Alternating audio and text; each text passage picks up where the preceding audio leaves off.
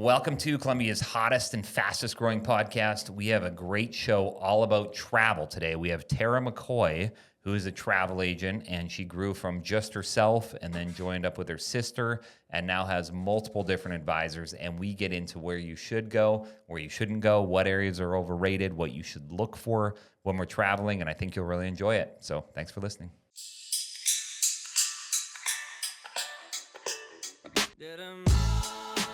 Hi, everyone. Welcome to Here for the Health of It. I'm Dr. Randy here with Dr. Tom, as always, and our podcast today is sponsored by Gallup Design Build. They are the top custom home builders in all of Columbia and the Midlands. So if you're looking for a new home, go check them out. And we have a great guest today. We have Tara McCoy, who's the owner and senior travel advisor of Two Sisters Travel, which you told us is made up of more than two sisters, but your sister is involved. She is. All right. Well, welcome to the show. Thank you, guys. And when you and your sister were doing this, it sounds like you get the owner kind of side of it. So at some point you said to your sister, hey, you got to come do this with me. Yeah, actually, we have an interesting story. So I interned at AAA in college and fell in love with travel then. It was not what I was studying in university. But just kind of fell into it, loved it. Whenever I graduated from Carolina, I got my first real job, in the real career world. And my sister is 4 years younger than me. And she said, hey, I think I want to get a job my freshman year of college. I'm like, well, yeah, that's a great idea. And as I was leaving my internship / part-time position at AAA, they asked if I had anybody that I could recommend for the position because they were going to keep it part-time. So when my sister is looking for something, she interviewed, got the job. My sister actually dropped out of college and has been in travel since. Really? So, yeah. She just pushed all her chips in off of that one interview. She did. She was all in. And so, this kind of industry is a little, I would say it's like sexy conversation. A lot of people like to talk about travel. That's what we think we are. Yeah. Too, you got to put that on your shirt. I mean, who doesn't like to go to a party or a social gathering and kind of talk about where you've been recently, where you want to go, and those types of things. My husband is in sales. He's in pharmaceutical sales. I'm like, what you sell is not sexy. No. What I do is. So, but my sister. And then you guys make out after that. Maybe. No, I'm just kidding. So my sister, she ended up staying in travel, and I went out into the world and did my thing for a while, and then kind of found my way back into selling travel, and so we kind of wound up at the same place at the same time, and decided to go out and hang a shingle of our own, and started our agency, and we named it Two Sisters Travel because it was just us, and over time we've grown. Nice. So we're a team of 10. You can work with anybody, right? Like they don't have to be in South Carolina. Oh, yeah. Or does your license allows you to whoever, wherever. Nice. Mostly in the United States. We don't really have a lot of international clients. It just makes life easier too. So, yeah. Okay. And I saw in here, so you've been to 33 of the 195 countries in the world. Yeah. And out of all of them, people have all kinds of ideas about different countries. Which one would be surprisingly safe and which one would be surprisingly dangerous? Like if you took your 5 kids there, I could have bet that he would ask the safety question. I want to know. You want to know? Well, and from a children perspective especially, but also just a general perspective. I've got one that will probably blow your mind. You will not expect. I'm going to guess. Go for it. El Salvador. No. Okay. I will guess as well. Brazil. No, wrong continent too. So, actually Morocco. Oh, okay. Africa. Yeah, Northern Africa. I had an opportunity to visit Morocco a couple years ago and absolutely fell in love with that destination. It was the first time I had experienced a destination kind of similar to that from a religious standpoint. And, of course, I had some ideas, preconceived notions in my mind of what it was going to be like. And it was absolutely an incredible destination, very warm, very welcoming. I never felt uncomfortable, even being, a female traveler.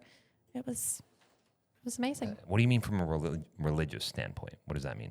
A predominantly Islamic Oh, country. Morocco is? Yeah. Okay. Yeah. But it was fine. So you didn't have to wear a burqa or a headpiece or anything. No, just cover your shoulders and your knees.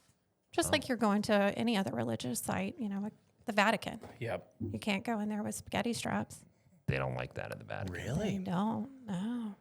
Welcome to Columbia Family Chiropractic, voted Columbia's best chiropractic clinic. With 3 easy-to-get-to locations, you'll be sure to have something near you. We provide drug-free and surgery-free healthcare and take care of a wide variety of injuries. We offer several services from corrective chiropractic care, on-site digital x-rays, spinal decompression for bulging or herniated discs, dry needling and cupping for injuries, pediatric care, non-surgical knee therapy, and a Class 4 laser.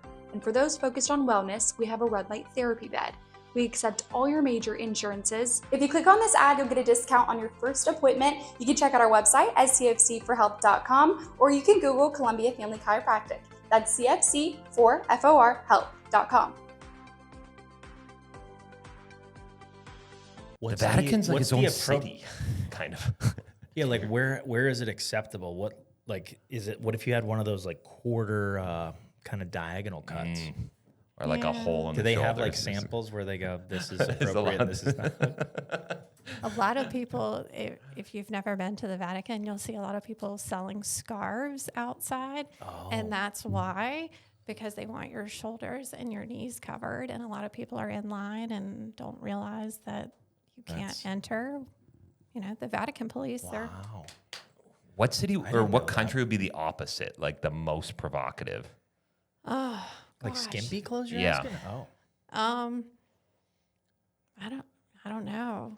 Something warm, I'm guessing. It wouldn't be cold. Definitely not Scandinavia. Yeah, I feel like Spain, maybe. I would say somewhere in Africa, like an African tribal Oh, area where you just they wear nothing. Yeah, just Oh, good point. not a lot of clothing options either in those parts. For some of the indigenous, I would imagine. I have an opportunity I am visiting Botswana for the first time next year, and we're going to visit one of the local tribes. So, yeah, pretty excited. So I guess sticking with safety, like what are things that you do that a traveler should kind of know to be safe? Like what gives you confidence in all these countries you've been to just go, I feel pretty good here? Just use your common sense. It's really no different than traveling here in Colombia. There's certain areas that I probably wouldn't feel as comfortable being alone at night. Yeah. And, always carry, if you're going to have a purse, have it zipped up. If you're going to have, something in your pockets, don't put them in your back pockets, put it in your front pockets. Carry a backpack on the front versus on your back. And then, just taking the extra steps in terms of international travel. The State Department has a program where you can kind of register as an international traveler. So that way they know, who's in destination if there was an emergency. Like this morning, there was a tsunami warning in Japan. It would be helpful for our government to know who is potentially there if there needs to be a, emergency evacuation standpoint. And then I guess what has been a country that you've felt is pretty dangerous, or maybe a city that you were like, you really got to know where not to go? I just feel, maybe I'm a little scared. I think I'm a little scared of the world. Are you? Because, I just feel like there could be so many things that, even just the language thing, I'm like, oh man, if something happens, I might be screaming in English and nobody cares. Have you been to Europe before? I have. Seems pretty normal and Yeah. safe. Yeah. So I just think like where the guys are really big, that's where I get nervous. Like Jamaica, all the guys there are just jacked and like 6'5". And it's kind of Brazil's kind of like that too. I feel like. You're not scared, huh? No, But you're not afraid maybe of I'm just naive. I don't know. Maybe I'm worried about like being sex trafficked or something. Like, Oh, that's a good point. scooped up. My wife on our honeymoon, we were in Thailand and we got into this like random band to take us wherever we were going. And she's like, what if they traffic me? And I was like, you're 22, like you're way too old. Yeah, that did not make her feel good either. But I was kind of like I don't know. Like, is somebody really going to traffic Tom? Like, this guy is just going to be way too much work for the return. I get reeled in with candy pretty easily. That's the only thing I'm worried about. All right. How about, I guess, give us a day in the life. I don't think most people know. I mean, we've heard of travel agents, but why is there a big benefit for, what would be the difference between booking them ourselves versus utilizing you? Maybe is a good starting point. Your time is the biggest one. I would say a lot of our clients value their time, and that's their priority.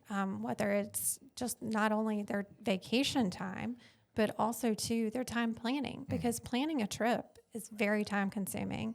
If it's a place that you've never been to before, it takes a lot of research to make sure that you're making the right decisions for the timing of year that you're visiting.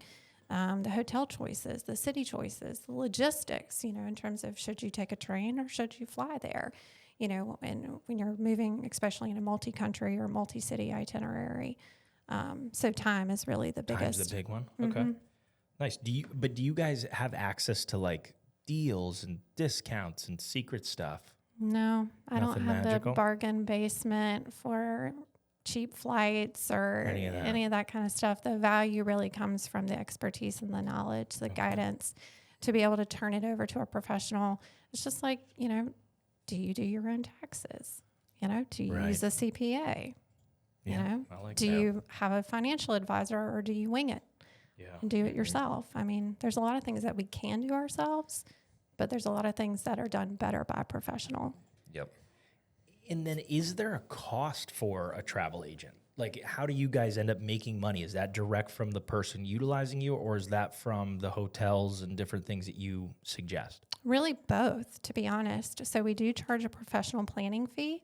That's a design fee that's charged up front, because a lot of the work that we do is custom itineraries. So that's really our specialty is a custom itinerary. So multi-destination, multi-city itinerary. It just takes a lot of work to build it out.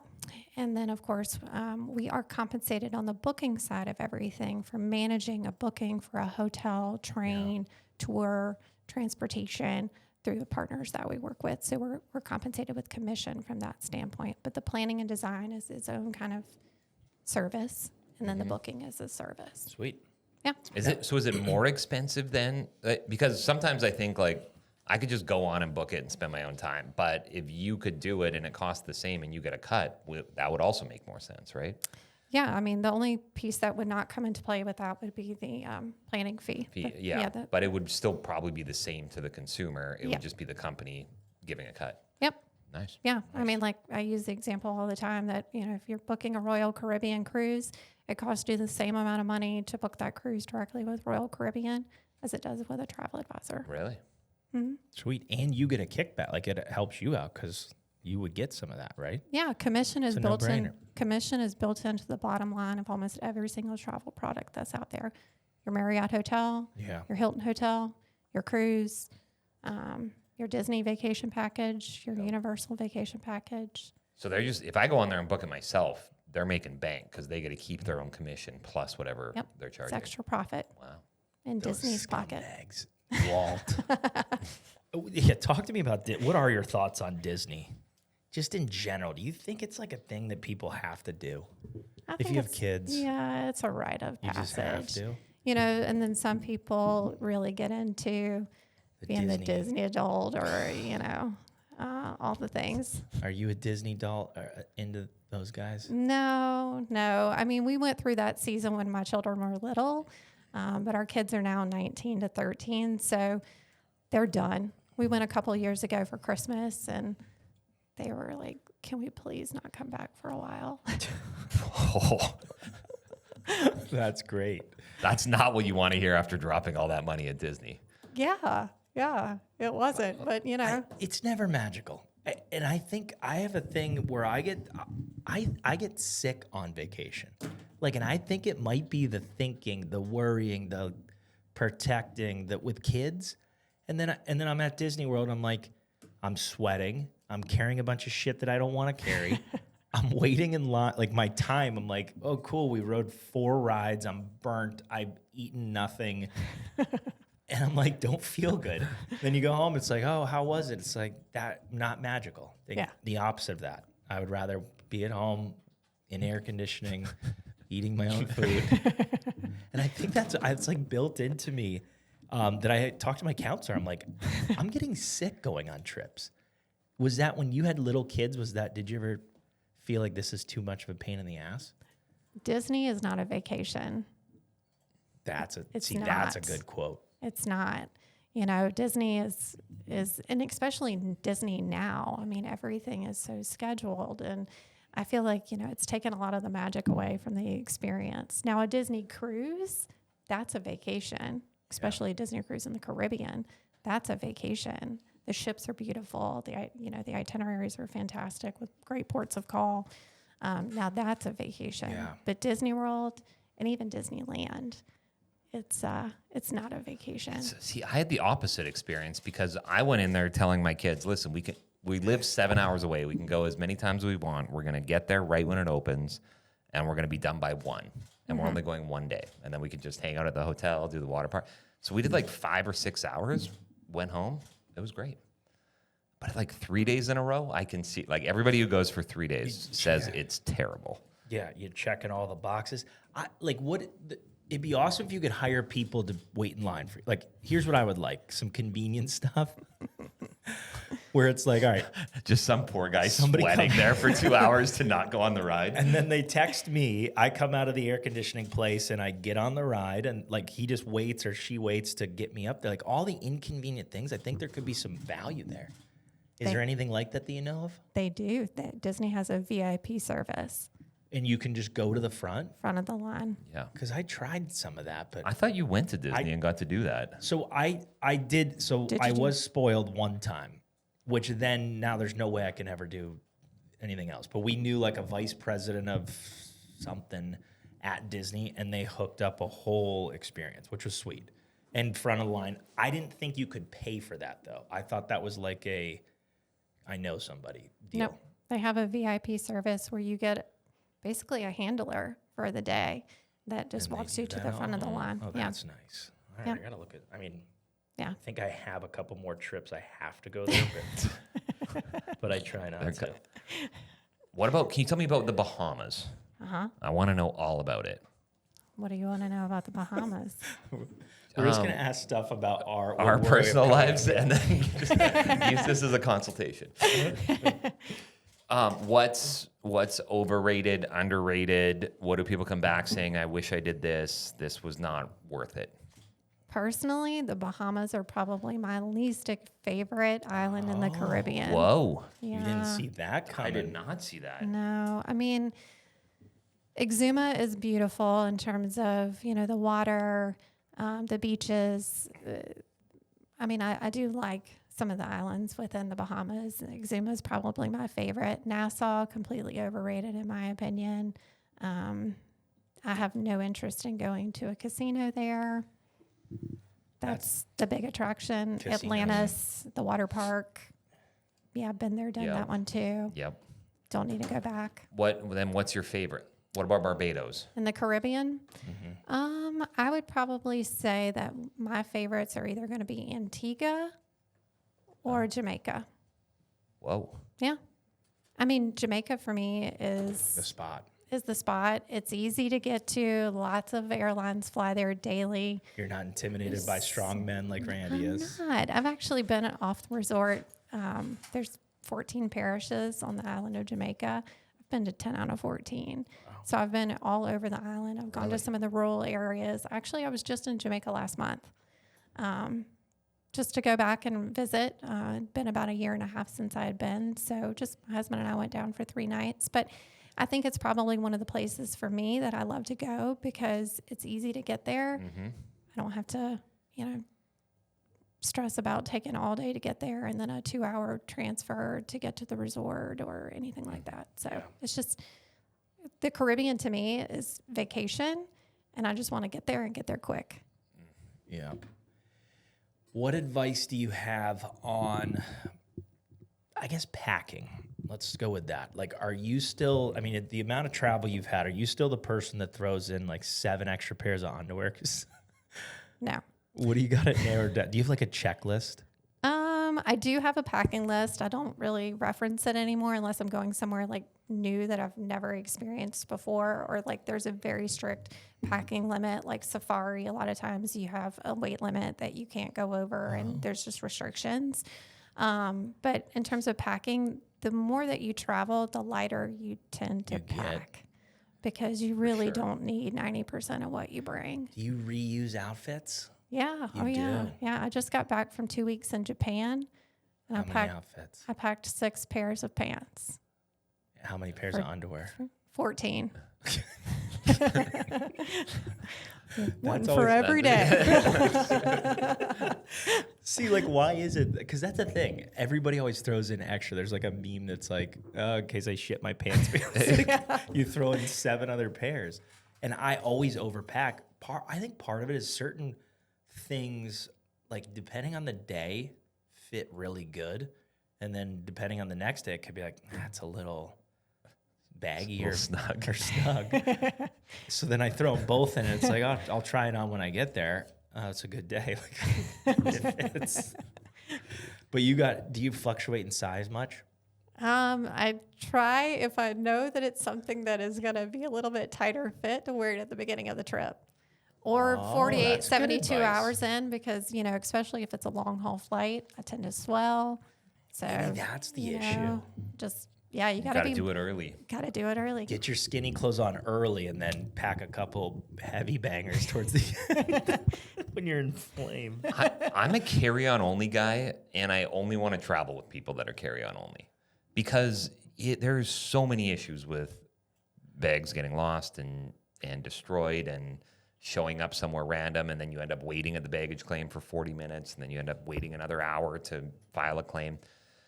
With the exception of golf clubs, I think that you just have to pack those. But is that a thing now where people aren't checking bags very much? Oh, yeah. I mean, I've seen clients where they've started packing a lot less. And because we have the conversation pre-departure just to go through everything and make sure that we have the right size transportation aligned. How many bags are you going to be bringing?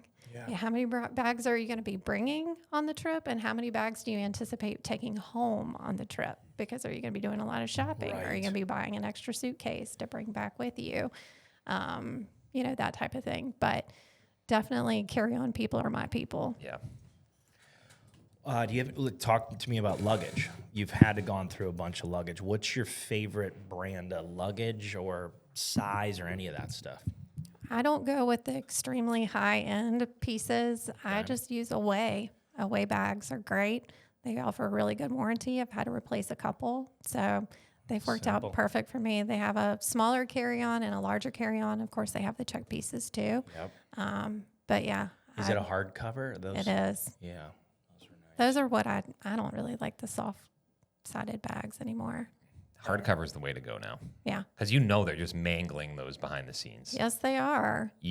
Sometimes they force you to check your bag because they're like, I like to be the last one on the plane. So if they force me to check it, then I don't want them destroying my soft bag. Yeah. I was traveling home from Japan. I guess I got home a week ago, exactly. And they were like, oh, we're going to have to check a couple of bags. And I'm like, wait a minute, I'm group 5 on this flight. I know that you're not going to have to check my bag. Yeah. And she was like, no, we're going to have to check some bags. I was like, I have medication in there. That's I can't check secret? it. Yeah. Oh, I like that. That's a good move. Yeah. You don't have to prove it, do you? No. I just told her I had a little medication. white lie. Yeah, sure. That goes a long way. All right, couple quick bangers. Favorite place you've been to? Overall, what's your favorite? Like, you think about it, what hit you? Do you have a favorite child? Yep. No. That's an impossible question. You have a bunch, like a top 5. I mean, that's an escalation to say your top country is like choosing a favorite child. Because I can pick one. Well, I have 5, so I can't pick a favorite. Do you have a 5? But top 5? I can tell you places that have shaped me and What? that have really changed my perspective As a human. as a human being. Humanity. Yeah, absolutely. Okay, let's hear those. That's good. Laos would be one of them. How do you spell that? Just real quick. Laos. Yeah, it's right by like Cambodia, Yeah. Thailand, Vietnam. Yeah. Okay. Yep. All right. You're great with geography. I've been to a fair amount of those ones. Perfect. So Laos. But Asia is sweet, isn't it? It Asia, I want to go to is. Japan. Asia's just fun. Yeah, I All love right. Asia.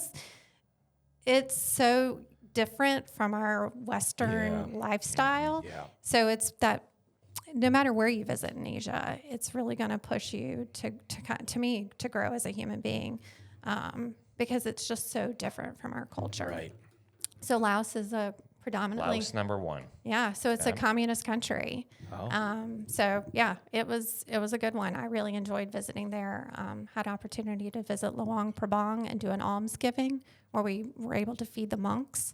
That was a pretty moving What's it called? experience. Luang Kabang. Kabong? Luang Lawang Kabong. Prabang. Lawang Probong. I didn't see that one coming. That's a good one. Yeah. Lawang Probong. Yes, Okay. that's in Laos. All right. So that's one of the ones That's that shaped you. Yeah, it's one that shaped Monks. Was it poor? I feel like monks would Was it shape. pretty poor there too? Yeah. Like that's kind of how I feel about most of those me. Yeah. places. I mean, we went to some villages. I did a Upper Mekong River cruise, and we visited several villages there along the Mekong River in Laos. No running water, no electricity. You know, those are the experiences that are It's wild. humbling. You know, and the most genuine, kind, welcoming Yeah. people that They don't need much. no. It is weird to think. I think about that sometimes.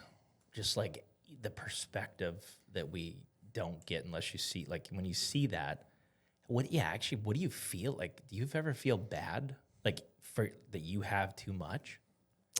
Yeah, I mean, Like it's, I live in a nice house, and you know, Yeah. I drive a car, and I don't have to worry where my food is coming from every day, and I have right. clothes to wear, and you know, I have definitely more than I need for sure. Definitely very blessed, and blessed that I get this opportunity to travel the world and help other people travel the world. So it's a gift. Another place though that I would you. say This is number 2. number 2. Shaping. Shaping. Shape country. where? Shape travel. Shape where travel. Number 2 would probably be Morocco. Okay. Would be another one. Talked Again, about that. you All know, right. just another destination that I thought was pretty amazing. South Africa, doing safari. Really, any safari experience. What city did you go to? We did just outside of Kruger National Park, Okay. outside of Cape Town. We did the winelands while we were there, but we also did Zimbabwe and Zambia too. Nice. When we were there in 24. Others that have probably shaped or kind of defined would be the South Pacific, New Zealand. New Zealand's on my list. New Zealand is a beautiful country, just very diverse. The Maori culture, it's just a really cool place. And then Tahiti would be another one. I think I'm gonna start saying things shape me more. I don't use that. I need that terminology in my. That's good. Because, yeah, talk to me about just the shaping. Like you left there and you were like, I'm a new shape. like what were the what were the things where you're like, I'm different? Like I'm different, essentially, right? Yeah. Like that's deep. It was. So it was, again, a very moving experience to be able to be in the presence of, you know, these monks, for example. I mean, Right. even when the monks came here to Yeah. Colombia, you know, I took my kids to go and participate in that event because I was like, you know, it's a little piece of Southeast Asia that's coming here, basically. It's kind of, you know, and to learn about how just grounded they are and how humble they are. Right. And just a reminder that we might not speak the same languages, but we all kind of have the same hopes, right? You know, of peace and love and harmony for all. And to kind of be in their spirit was definitely a moving experience for me, for sure. That's great. So, all right. So that's a good 5. And But you don't have any no of them. real theme to. I mean, Yeah. not And no weather. real bangers on there either. I'd be like, oh, yeah, that makes sense. What would you Like assume Tokyo. of big? Oh, Tokyo would be good. I think Greece is a big one. I think probably like Costa Rica, kind of like jungles of Costa Rica The or Amalfi Panama. Coast. That's where I would. South America, I think like Argentina. I haven't been to yet, but that's like a place that I think would be cool to see, or that But would shape me. Patagonia. I think I'm going to be shaped by Argentina. I can't wait I to can be tell you shaped. in 2 weeks. Oh, you're going there? I'm going to Argentina and Oh, Chile. Is that a new? Those will be 2 new countries. Oh, 2 new countries. Yeah. What's your goal for that? Are you trying to hit a number? Like, are you trying to get to 195? Ooh. I don't know. I haven't set a Maybe goal for how triple many. digits. My only goal is all 7 continents. So I'll be. Antarctica. Yeah, that's what I have left. What do you think about the cats that think Antarctica's not, you know, a island essentially? I think they're crazy. I agree with you. They just had a thing where somebody traveled across it. I don't know if that. I think there's a lot of mystery there that they're hiding stuff. Well, it is on my bucket list. It is very high on my bucket list. I will get there probably within the next 2 years. How do you Come hell or high water. That feels like something you need a travel agent for. Oh yeah, for There's sure. just no way to be like, I'm gonna go to Antarctica. in a You few have to go weeks. to the tip of Argentina, and then there's like a special plane that can handle the temperature.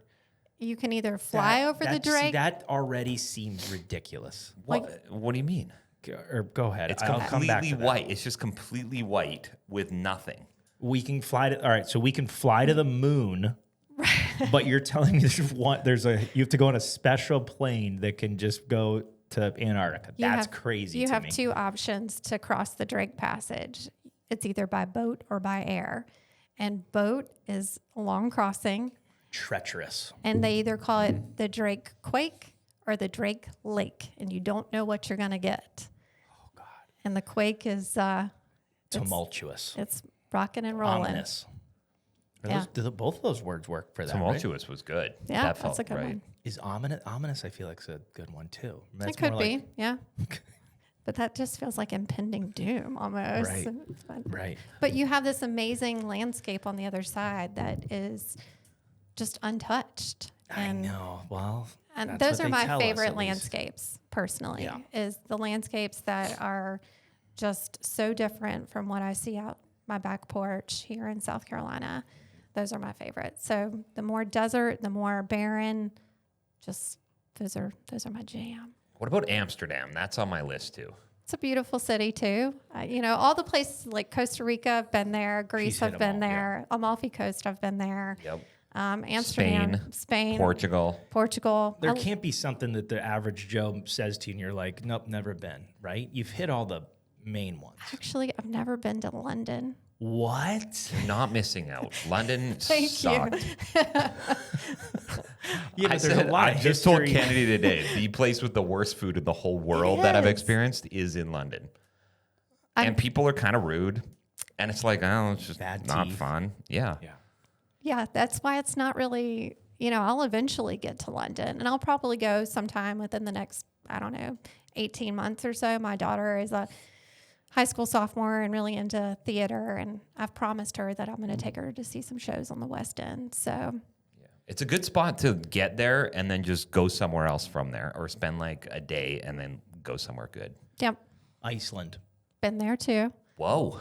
Greenland. Have not been there. All right. It seems like you've been to a lot of the countries that for 33, you've been to the hot ones. Yeah. You have to.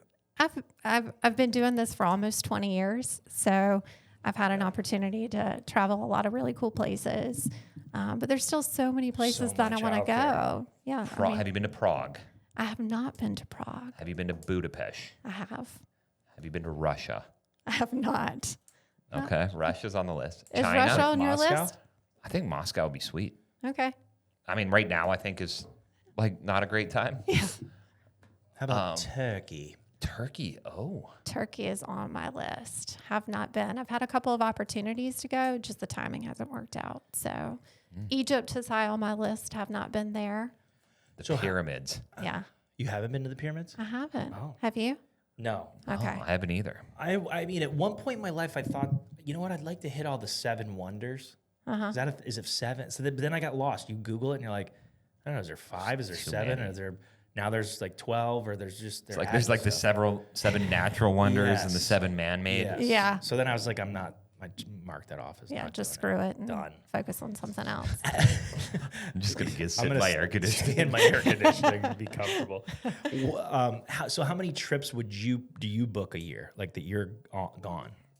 I have a pretty busy travel schedule. Typically Q1, I don't really go anywhere because it's our busy season for booking travel. Okay. So starting in Q2, that's when I typically personally start traveling. So I just got back from 2 weeks in Japan with my stepdaughter. I took her for her 13th birthday. Just the two of you. Just the two of us. Yep. Okay. So I started a tradition when my 2 children were little that on their 13th birthday, I would take them anywhere in the world they want to go. They get to pick. And so that's cool. took my son to Japan a couple years ago. Actually, 3 years ago, I took my son. We had an amazing trip planned for April of 2020, and then COVID happened. So he had to wait for 3 years to take his trip. Then actually I took my daughter to Iceland for her 13th birthday. That was her choice. And so then I just got back from Japan for 2 weeks. I'm home for 2 weeks. Then I go to Argentina and Chile for about 10 days. I'm home for a week. Then I go to Europe. I do France, Germany, and Austria with my stepson for his 13th birthday trip. They're twins, so they each got to pick one. And then I come home for 2 days, then go to Chicago for a weekend. And I'm home for 2 weeks, and then I go back to Europe for a week and a half. Yeah. So that gets me through the middle of July. That's a lot of travel. Keeping a lot organized. It's a lot. Hotels, flights, Yeah. languages. I didn't even Yeah, time zones, outlets you got to pack. Do you pack different or not? What are they called? The little plug-in Adapters. things? Adapters. Yeah. So, Underwear. yeah, Stuck on that. you got to learn how to carry on.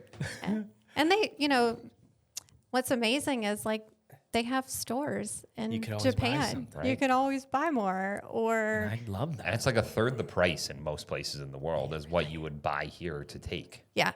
Yeah. I mean, we ended up buying another suitcase to bring home from Japan Because there was a lot of good stuff. because, the shopping in Japan is really good. And the yen right now is weak. So it's like they're basically paying us to go and visit.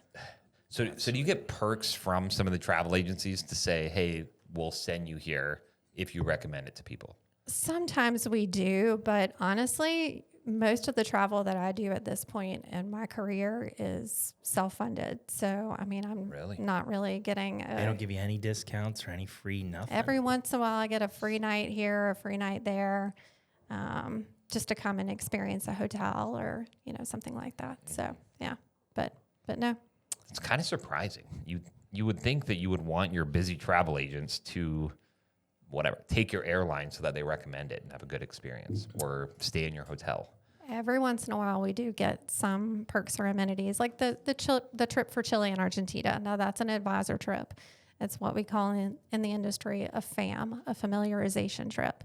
And so we are being hosted by a couple of hotels and partners, but it still doesn't come without a price tag. We still Right, have for to sure. we still have to pay for a lot of the services, and particularly like flights. Those aren't free. That, and you're probably allowed to write off all of your travel. Dude. That's kind of nice. That's why it always makes a great gift for my family. Yeah. Because it's all research anyways, and you're going to use it in your business all the time. Absolutely. Yeah, Absolutely. how does one get a travel agent? What is it? We're all of a sudden Certificate? thinking of getting one. That you're in the wrong business. Unfortunately, there's very low barrier to entry into this industry. Really? Yeah. No, it's like tests or anything. It's sad that anybody can basically call themselves a travel advisor, unfortunately. So that's really crowded the space, I think, in a lot of ways. You know, I've been in this industry, like I said, for almost 20 years. So I've seen a lot of changes and a lot of new people entering the industry that are really kind of viewing this as a hobby and not a profession. I mean, just for the write-off purposes, that just sounds like a great hobby to just don't advertise to others to help them. But okay, what you said, Bahamas were overrated, right? Yeah. What are there any other ones that people you've been to and you're like, you should probably look elsewhere? Cancun. Cancun. I like Cancun, honestly. Cancun goes up there with Jamaica for me. You do? I do. More than the Bahamas? Yeah. Yeah. Oh, shocking. Just because there's a lot of hotel product in Cancun, so it keeps the prices low. And then also, too, Mexicans are a lot warmer and more friendly, and their hospitality is better than the Bahamians. Oh, really? The Bahamians have a chip on their shoulder. Oh, yeah. What are the Bohemians? Where do they live? Bahamians. Oh, Bahamas. Bahamas. Okay. Yeah. Yeah. Mexicans are like the nicest people. Oh, They're yeah. always smiling. They're, always smiling and, willing to go the extra mile, for service. So in the Bahamas, you ask, island time is real. Yeah. Island time is very real. You ask for a drink by the pool in the Bahamas, and it might get back to you, an hour and a half later. Jeez. I hate that. Yep. So you'd say Bahamas, and where else would you steer people away from? I mean, Rome, Florence, Venice. Canada, Rome, Florence, and Venice, all of it Italy. seems like, right now, everyone wants to go to Italy or Greece. I mean, just a lot of these destinations that are really popular in Europe. Yeah. But They're not that great. just maybe get off the beaten path and try some other cities too. Because there's a lot of beautiful places in Italy. Make some pasta at home and order a pizza. Sit in your air conditioning. Watch a program on TV about Italy. Rome, All right. I agree with Rome. Rome was very overrated. It wasn't. It was. I was kind of getting on the. I was on the train from the airport, like into the city center, and I was like, "This is not nice." But it was cool to see the old things and go to the Vatican. All that. You kind of got to like check it off. You got to check and those then boxes. get out of there. Yeah. I mean, I personally, if I had to choose a major European city, Rome would be one of the ones that I would be like, okay, I can go back to Rome, again and again, but I'm not going to go see the Vatican every time I go. Right. I'm not going to see the Colosseum every time I go. But it is a major European city. It's not really beautiful or, it's a major European city. It's like Athens, Greece. I mean, it's a major European city. Yeah, but the food like is good in Madrid. Athens. Yeah. I mean, well, the food is good in Athens for sure. And of course on the islands as well. Yeah. What? Who's your favorite person to travel with? Oh. Not your husband, is it? Yeah. It is. It is. Well, how come you guys don't travel together then? You do a lot. You do a lot with him when you go. We do. Yeah. We try to travel together as much as we possibly can, but Is he the camera guy? We make sure he gets good angles of you. I try. He just struggles. Golly. Like he needs a little class or something on, Does he take at least a lot, so you have a lot to choose from, or is he? He does. Kinda, okay, good. He does. He's a good sport about it.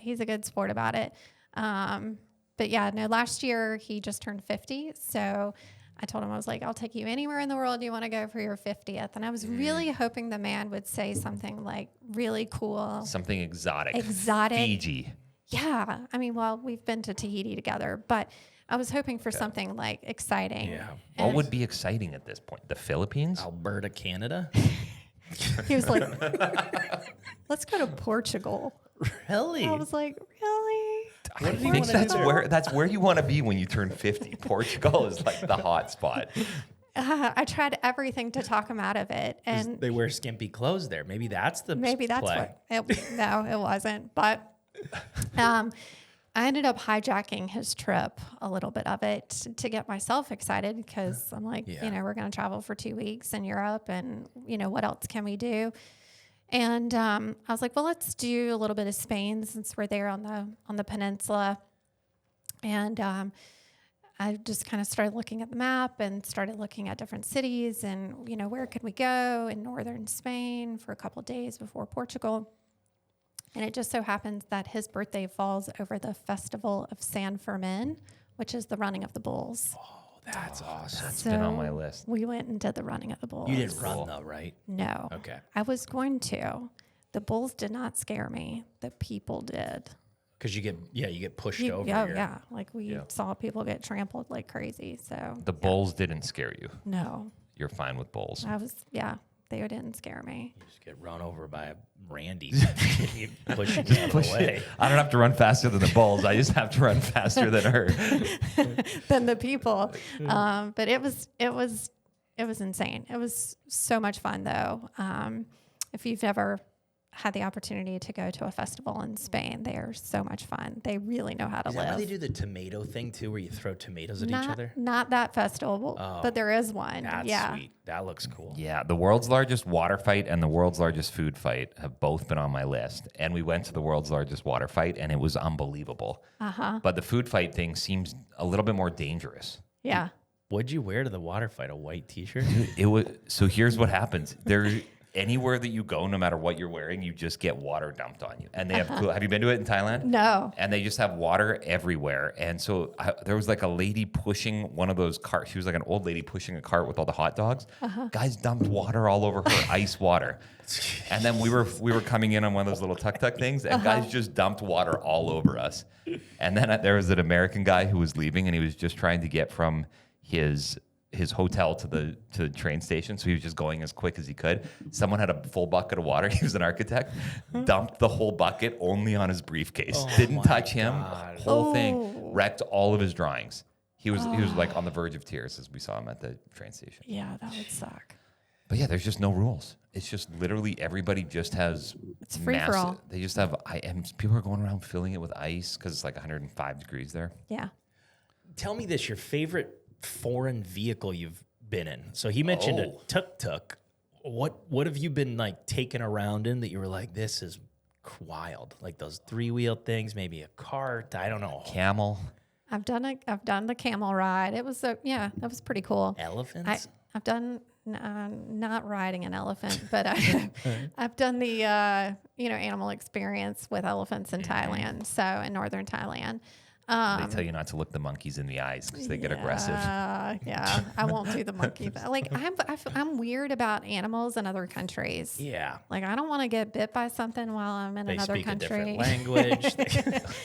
They don't understand in English. We're just gonna play it safe. Like even like swimming with dolphins and things like that. When my kids were little, they were like, "We want to swim with the dolphins." I'm like, "No, we're not feeding stingrays. We're not swimming with dolphins. We're not doing any of these." Yeah.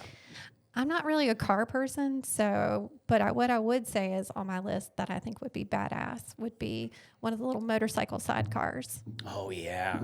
Like Indiana Jones kind of vibe. That'd be sweet. What country, is there countries that's pretty prominent? I feel like Asia. It's becoming more and more popular. It's definitely an Asian thing, but I've seen it in Morocco. Yeah. I've seen them now in Europe too. So you're just you're like on a motorcycle but on the side of it. Yeah, on a sidecar. Like, I think that would be cool. Randy would be too scared. I wouldn't. It's not safe enough. Everyone gets their own little motorcycle. Any hot up and coming spots that like people that you're hearing either maybe people are asking about or that you're just like, this is becoming a new site to tell people about? Yeah, I think one of the up and coming places, in my opinion, would be Scandinavia. Yes. So, everyone's really wanting to do Finland, Norway, Sweden. Those are really, really popular destinations right now. And then also, too, more in Eastern Europe, I think is becoming a little bit more popular, too. Yeah. So Romania, or even like the Balkans as well. So like Slovenia. I think everyone's kind of looking for the dupes now. Because, Rome is overcrowded and, looking for something other than the Amalfi Coast or Lake Como because the cost has gotten so high and it's just super crowded. So everyone's kind of looking for those dupes or something that's slightly off the beaten path a little bit. Isn't there an island off of Portugal that's like the Hawaii of the the Azores and Is that what it Madeira. is? Yeah. Yeah. Saw We actually that. went to Madeira over Thanksgiving. Actually, so I didn't want to go to Portugal, right? I was hell bent on not going to Portugal, and ended up loving it. It's such a classic wife thing too, because like I would be so furious if my wife said to me, "We'll go anywhere that you want," and then I choose somewhere, and then she's like, "Nope, don't It's like want to go." picking dinner. Yeah, don't want to go. It's not going to be fun. Blah, blah. And then like, of course, she gets there and she loves it. It's every single time. So I got to give your husband some credit that he knew what you would like. Yeah. And so I loved it so much. I planned for us to go back at You're Thanksgiving. kidding me. Wow. Yeah. So But you went to the island. we did 4 nights in Madeira. No, 5 nights in Madeira. We stayed in 2 different parts of the island, did a bunch of hiking. Yeah. And then we did 2 nights in Lisbon. I gotta write down Madeira. Madeira is amazing. I really, really loved it. So give us the average, what's a good ideal length of time for travel? And maybe it's per continent. Like if you're going to Europe, what would you recommend the amount of days? And if you're going to Asia, or if you're going to Africa, is there like a don't go unless you're going to go this minimum? I really say for Europe, a minimum of 6 nights. If you can't 6 go nights. for 6 nights, then it's just really tough to get over there and Settle deal with in the and- jet lag and settle in, and then you feel like you're turning around the next day to come back. That's more of a business trip than a leisure trip. For Asia, personally, I would say a minimum of 8 nights. Ooh. And that's like cutting it tight. But, those are some pretty long haul flights. I mean, depends on where you're going in Asia, too. Yeah. I mean, Japan is really not that bad. It's about a 14-hour flight. Yeah. So, Just a night. What do you do? Charlotte to New York? What's your go-to Or- airport? Or do you go to the West Coast? the route for Japan is going west.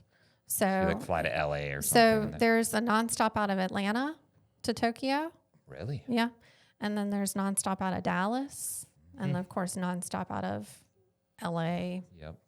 San Fran. Because nonstops are amazing. Yeah. If you can find somewhere that goes Charlotte nonstop somewhere, it changes everything. Because once you get to Europe, you can get anywhere easy. Or once you get to Central America, I think it's easy, but I don't know. Yeah, I wondered that. Like, say, like somebody comes to you is like, my only criteria is this amount of days or whatever, and I want a nonstop out of Charlotte. Would you could narrow it down, or you have stuff that would be like, all right, here's your options. Oh, yeah. Okay. I mean, a lot of clients do come to me that say, here's my parameters. I have this number of nights to travel. Yep. I can only travel in this month, so taking weather into account. And then, of course, if they have to have a nonstop flight, then we Yep. really kind of start to build based on that. Do you like more criteria like that, the better for you? Or would you rather somebody saying like, hey, just get me somewhere warm? Because that feels like more pressure. No, I mean, you got to have some guidelines of how much you're willing to invest, whether it's time or money. I mean, somewhere warm in January, you're not going to find that in Europe.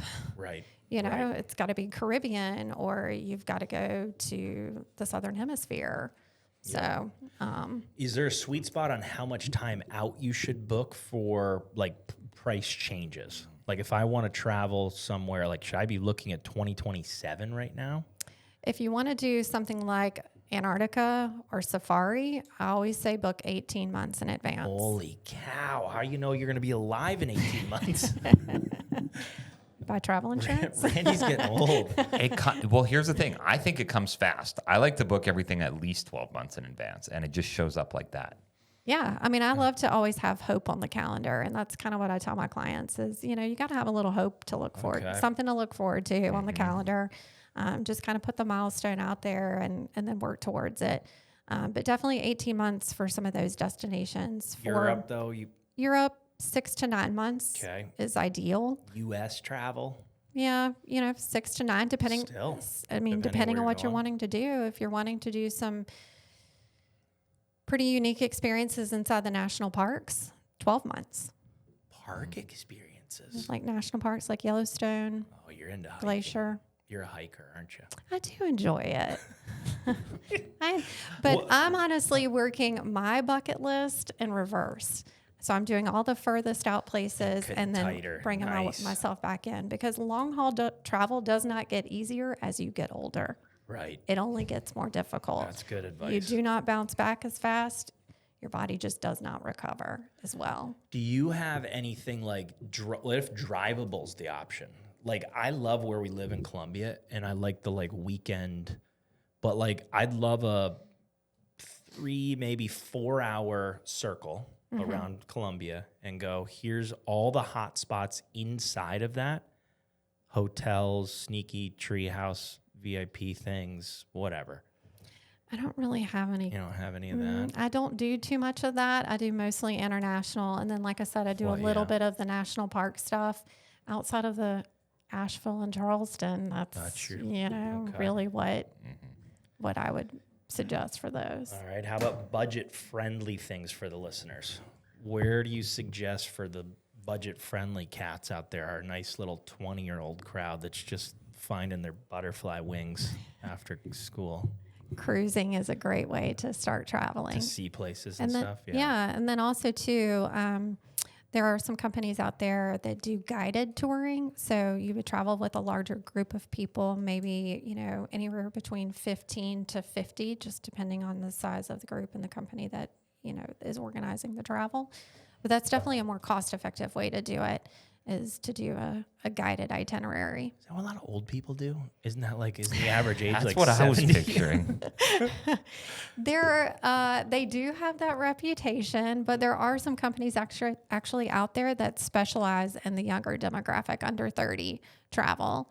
So, yeah. Okay. I mean, and then of course they have, some more budget-friendly type of accommodations and that type of thing too. So. All right, let's hit the kid thing, because I know we're going to get a ton of questions on like what are the top spots for kids? Maybe internationally and maybe even just in the U.S. that you would recommend, like for young families. I kind of have a couple places that I feel like every family should travel at some point together, before their children are, old and grown and off to college. You definitely should do a domestic trip. You should see, one of our national parks for sure, whether it's, Utah 5, Grand Canyon. If it's a long weekend, if it's a 2-week trip, you should experience I've never some of heard of Utah 5. the Utah 5 national parks. Didn't even know that was a thing. Zion, Bryce, Canyonlands. Never heard of any. Me neither. I don't. See, we used to go to Salt Lake City all the time, and I've never Yeah. heard of it. You've never gone to Moab? No. Okay. Well, there's 2 national All parks right. there. Park City, is that in one of them? No, that's just the a other separate thing? direction. Oh. Yeah. All right, so We I went like to St. that. George, Utah for a golf trip, actually. That's one of the hottest golf spots Yeah. out there now. And Zion National Park is not far from St. George. Oh. Yeah. So- It's like the Disneyland of national parks. Really? Yeah. So hit the domestic. You got to do Park. something domestic. Something. You got to One see one of domestic. our, one of our natural wonders here within the United States. Okay. Niagara Falls. Yep, that's another one. Oh, I've been there. You got to do a Europe trip with the kids. Where at in Europe? Because that's a tricky one. Like my son wants to go to Italy. I don't want to travel at all until they're old and they can do stuff on their own. So there's that component of it. Where at in Europe for little, like 4-year-old? Italy is definitely an easy one for sure. I Okay. mean, there's just offer enough activities to keep them occupied and entertained, with the smaller children. But I mean, really and truly, all European countries are welcoming of children of all ages, really. I Children mean, welcome. so, I mean, they're not gonna, Spain's another one that's Yeah. probably really family friendly. Greece is very family friendly. Portugal too. So, and also that would be coming into play. We're looking for those nonstop flights. If you're traveling with young kids, the nonstop flight definitely comes into play. But you got to do that European trip.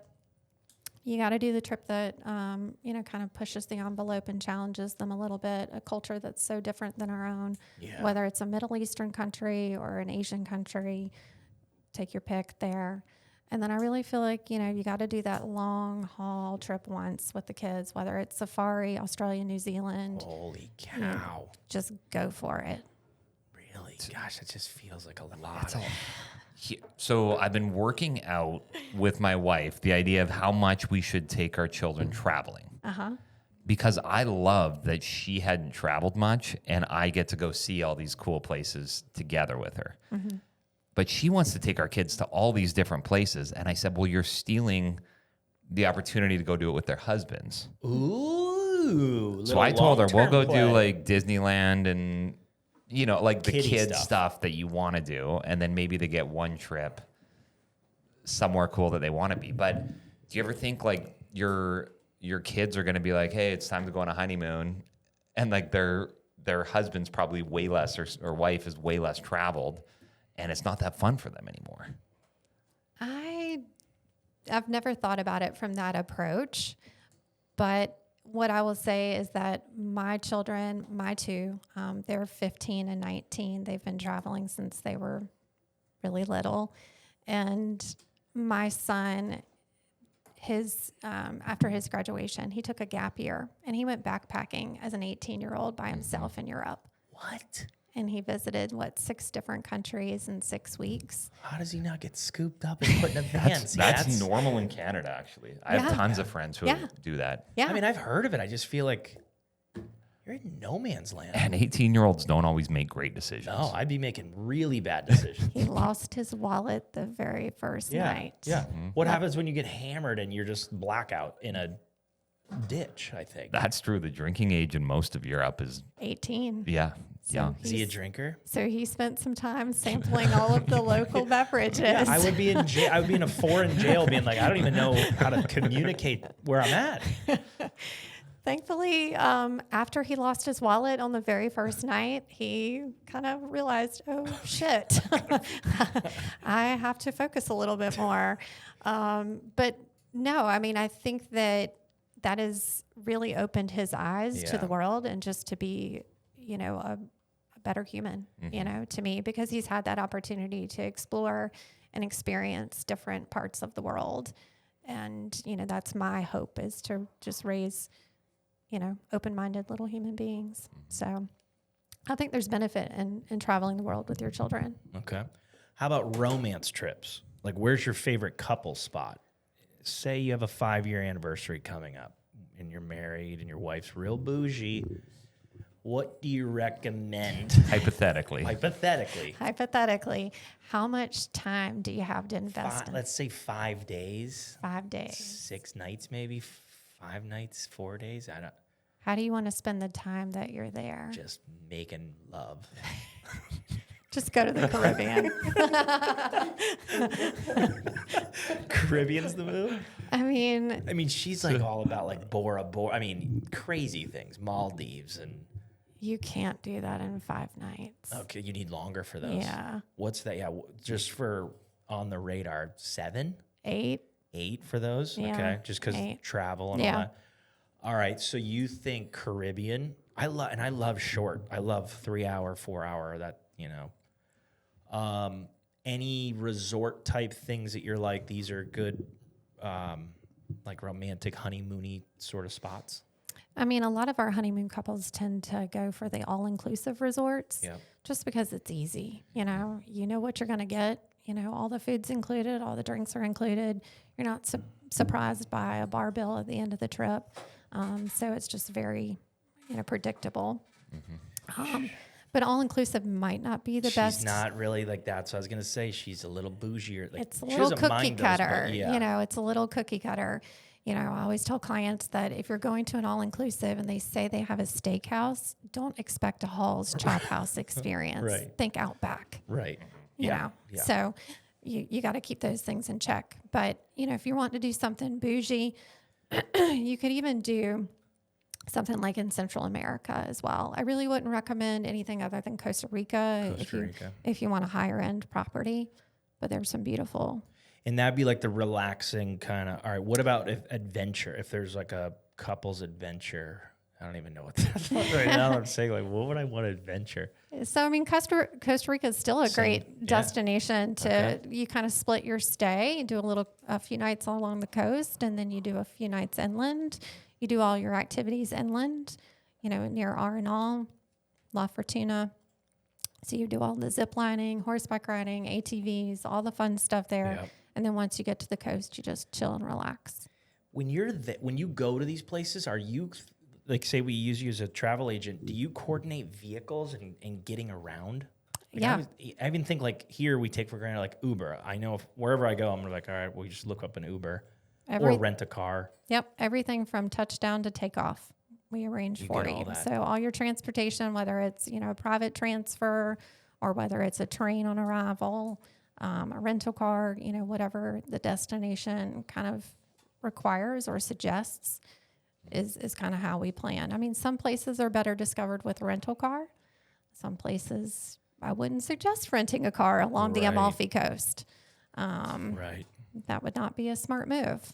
Okay. Even just driving on the wrong side of the road seems like it's not worth it. By the time you get good at it, it's what, 2 weeks? No, I think you really pick it up Faster? a lot faster than that. Yeah. Randy still hasn't learned to drive his bike yet. In London, whenever you go across the street in London, cars are coming from Yeah. the wrong direction, so it's kind of scary.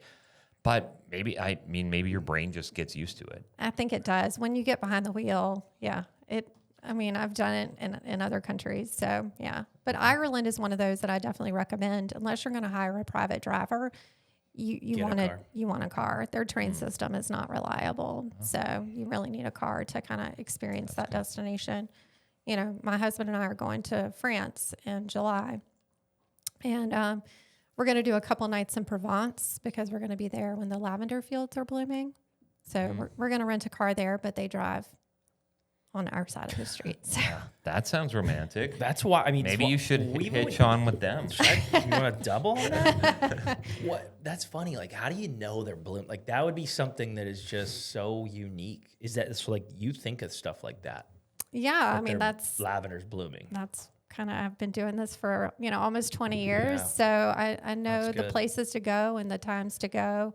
It's like planning a safari trip. You can't really start that conversation without really having the conversation around timing. What time of year are you going to go, and are you really going to see the sightings that you're hoping to see? And Right. where you're trying to see the big five. Like, you really got to start all conversations when it comes to planning travel around the why. Why do you want to go there? What do you want this trip to feel like? What do you want to experience?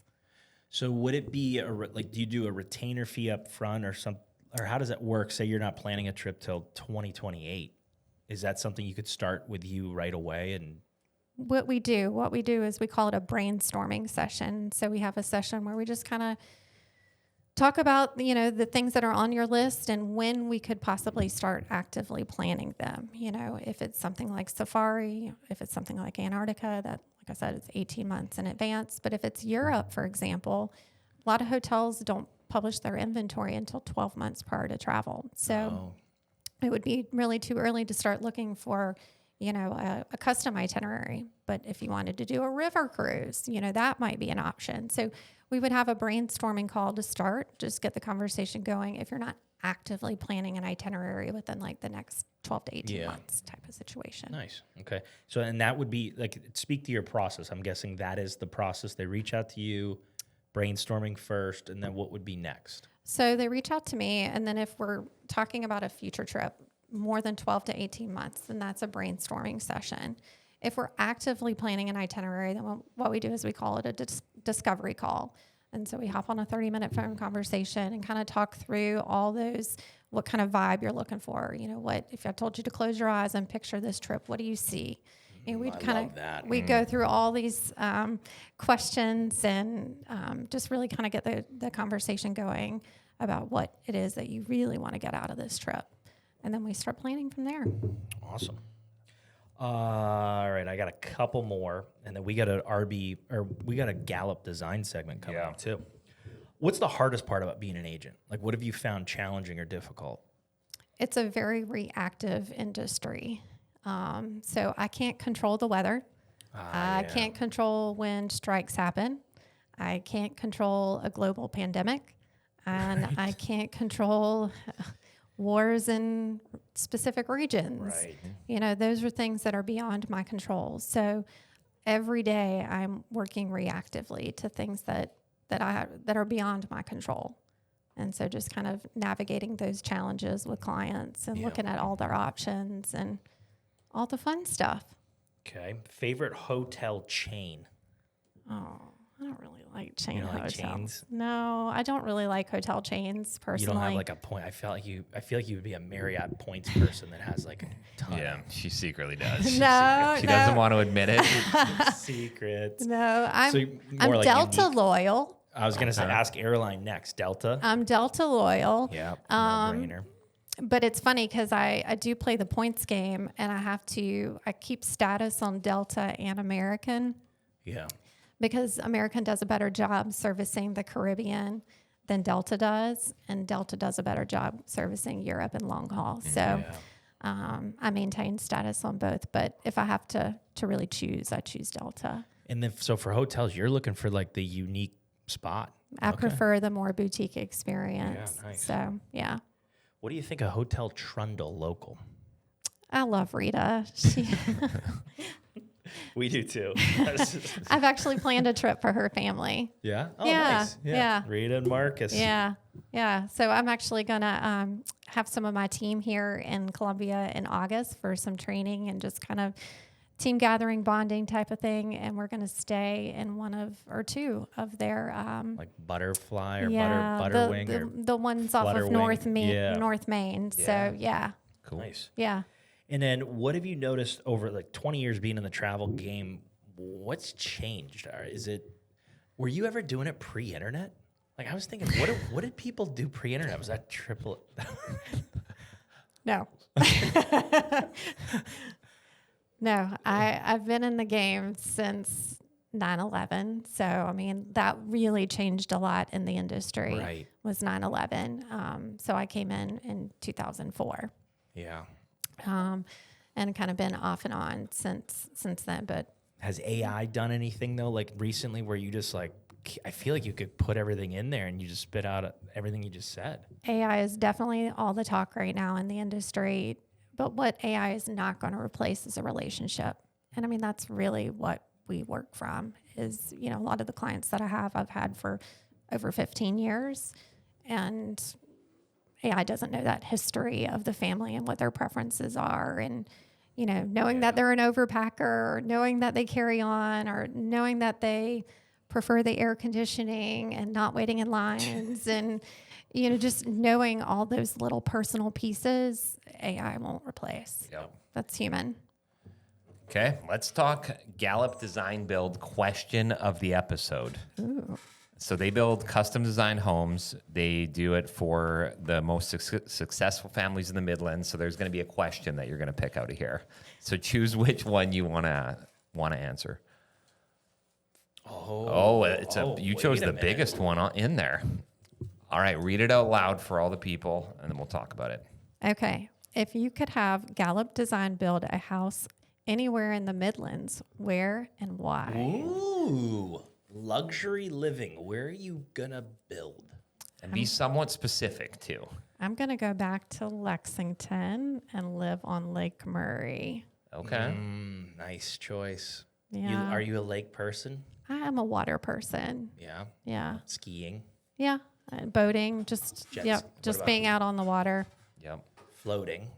Yeah, floating with a cocktail. Floating and boating. What kind of things in a custom home? I know you've done some big renovations in the past. Yep. What kind of things do people need to know about their custom homes? What would you recommend? Kitchens and baths, 100%. That's where you put your We money. do need those. Yep. Outlets. I'm a big outlet person. You do need a lot of outlets. More than you think. Fans in every room, Yep. for hot summers in South Carolina. So there's just some non-negotiables. Screened in porch. Yes. Fully screened in the bottom. Garage, fridge. Yes. Beer fridge. And garage freezer for a big family. Ice maker. Yeah. Crucial. Yeah, for sure. How many cars? How many vehicles do you like to have in your garage? Do you guys do 3 or 4 now that you have kids that are all driving? We have no cars in the garage because we have 4 cars in our driveway at all times. Yikes. Really? Yeah. What's in the garage? junk. Yeah, that's What else happens. belongs in the junk? Yep. And a garage fridge and garage freezer and Does your husband love a little after work bruchacho? Just been on sales calls all day long. Comes home, cracks open 5 kids everywhere. thankfully all of ours are, not little. so- self-sustaining at this Yeah, point. I mean, the youngest are Yeah. 13, and I mean, we're at the point where they really don't want to do anything with us. No. We have to beg. Your parenting's basically done at that point, I mean, which kind is of. nice. Yeah, It's a nice spot in life to My last. just a lot of hormones to deal with. Oh yeah, the teens. Yeah, it's fun. Last question for me was, where have you found the most beautiful people in the world? be. And be honest. And be like, don't give us the Yeah, there's 9 different Here in countries, Colombia, and Tom everyone and has their Randy. own different type of beauty. I was gonna ask, beauty on the inside or beauty on the outside? Let's do outside and then inside. Okay. Outside Spain. Yeah. On the beaches. Yeah. Yeah. The guys in Spain are shredded, mostly. Yeah. Good fitness Oh there. wait. When you said shredded, it Oh, triggered she a just saw spot in something. there. I just actually nope. I'm changing. Scratch Spain, Australia. Really? That- Accent. My Yeah. brother just told me yesterday that everybody in Australia is just like fit and Yeah. healthy Fun. and beautiful. They're outdoor and they just love having a good time. And I yeah. was told, like, if you're a single dude, though, you go to Scandinavia. probably, I mean, they're Yeah. inside all the time. What about what about beauty On the inside? inside. We're just like obligated to ask that Yeah, question. we We don't- don't. nobody just cares. nobody's Nobody going to cares. listen. Mexico? Mexico's one, but I would probably say Something more exotic. like South Africa, Zambia, Zimbabwe, really, any Yeah. of the African countries, just Yeah. some of the kindest, gentle, warm-hearted people on the planet. Yep. Just all about service and just very genuine people. Good stuff. You're making me think about Africa a little bit. Is It's it on your- always been He's it's just been a been 0 out scared of of it. 10, and I would pay to avoid it. Wow. Really? Yeah, just because That's of like, crazy, bro. just like for some reason, it's never really been sold to me before You in a didn't- way that made sense. You didn't like Lion King as a kid? No, it wasn't like great. It was fine. I liked Aladdin. But like Asia makes a lot of sense because it's like very affordable, very safe. Everybody's really nice, a lot of natural beauty, like great. Europe makes sense because it's like unique and culture, Old, yeah. like historic. Yeah, like Europe to me Italy was a lot of old people. I felt like the average age was 79. But Africa, it just kind of felt like it was very war torn and inflation and like kind of extremes in poverty. So I just never like thought about it. Extreme in poverty, yes, for sure. I mean, you're going to see that in Cape Town,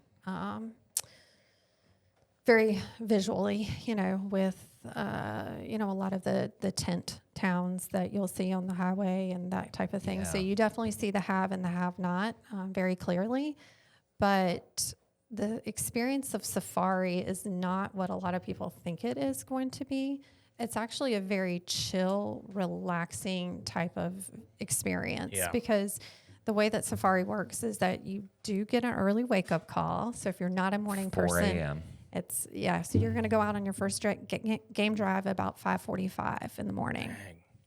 And so you'll go out on a game drive. You'll have coffee in the bush. So they'll set up, a full spread in the bush somewhere. Why did they call it the bush? Even the mosquitoes sound scary there. Are the mosquitoes crazy when you're in the bush? No, it wasn't bad at all. And so then you're sipping your coffee and just enjoying this beautiful, natural, untouched space where animals don't see you as a threat or see you as lunch. They just let you be, and you just get to sit there and watch, lions taking a nap underneath a tree, or, a cheetah. It's Right. just, Really? it's crazy. So you have your coffee, and then you go back to your camp, and then they serve you a full breakfast. And then you go and take a nap, or you get a massage, or you work out, or go for a swim. Yeah. And then you just kind of chill until afternoon tea, and then you go out for an evening game drive, and then you have cocktails Love that. out in the bush. Okay. Is it hot out there and like sweaty? No, it really wasn't. I mean, like, we were there in September, and it was not bad. And then you go back to the camp at night and have dinner, and it's a very kind of chill experience. It's actually way more relaxed. I would pick relaxing on safari over relaxing in the Caribbean. Really? That's interesting. Do all the people that are there with you have like big guns and protective things Yeah. So, I mean, you for do. the animals that Yes. apparently don't see you as Yes, lunch? yes. The tiger that doesn't see you as lunch? So, yeah, I mean, obviously your guides are very well trained and certified. But yeah, no, they do have Yeah. a gun, obviously. And Okay. they communicate all the time. When we were on safari a couple of years ago, we had the opportunity to see a lion kill, and that was That's insane. We were coming up to our camp, and it was as the sun was setting, and we saw a stampede of water buffalo. Yeah. And all we could see was just the dust. And then as we kind of get settled in, we're like, oh, wow, it's a stampede of water. I mean, probably 150. I mean, just a massive amount of water buffalo. And then as the dust starts to settle, and as we're getting onto the kind of the backside of the stampede, we see the pride of lions. There's about 11 lions All female. that are all approaching. I can't remember if it was all I remember was the pride is kind of like a mixed bag pride. It was like did not have like a dominant male or anything in the pride. So mostly all kind of like cubs. But anyway, so we kind of see this standoff of the buffalo and the lions, and then the lions start to charge. And then one of the buffaloes put his hind legs back and like kicked the lion in the face. Got it on video and everything. It was kind of crazy. And then they obviously Pounced. Then one of the Pounced. lions got its neck. and then it took God, how do you choose the gal that gets it in the face? One of you just like trade off, like, all right, it's your turn to run at him first. what was so crazy was all the buffaloes stood around and watched their friend die. They didn't leave. I was like, dude, Get out of there. like, Yeah.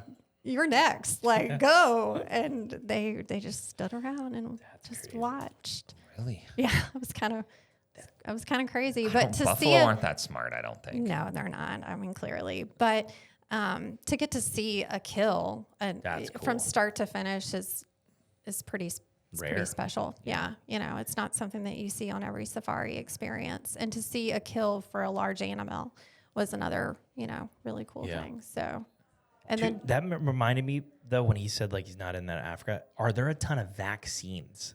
Because don't you have to? When he said mosquitoes, I was like, oh, don't you have to do all kinds of that? What if you were not gonna do? Can you choose to not do any of that? Yeah, malaria is probably one that I hate too. yeah, no vaccines required for South Africa, Zambia, Zimbabwe, Really? Oh. Okay, that's good to know. That is great. Botswana, Kenya. Yep. Yeah. Awesome. Okay. Malaria, but do people take malaria stuff You before can they take, go? you can take malaria But you don't pills. have to. You don't have to. Okay, that's nice. No, Dubai. Been there? I have not been to Dubai. Is It's that on my list. Yeah.